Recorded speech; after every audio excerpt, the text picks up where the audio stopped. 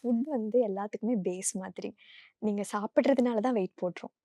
சாப்பிடாம இருக்கவங்க யாருமே வெயிட் போடல. ஸோ ஃபுட் வந்து ஒரு பெரிய ரோல் ப்ளே பண்ணுது. பட் ஃபுட்ல கான்சன்ட்ரேட் கண்டிப்பா பண்ணணும்.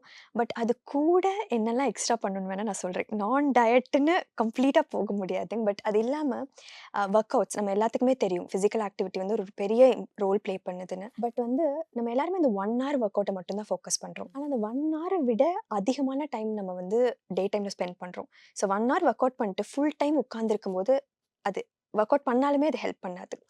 ஆ ஸோ லிஸ்ன்னு சொல்லுவோம். லோ இன்டென்சிட்டி நான் ரொம்ப சயன்ஸ்குள்ள போல. லிஸ்ன்றது வந்து நம்ம இப்போ உட்கார்ந்து பேசுறோம் இல்லைங்களா? இப்ப நான் கை அசைக்கும் போதுமே வந்து ஒரு சில கேலரீஸ் பர்ன் ஆகும்.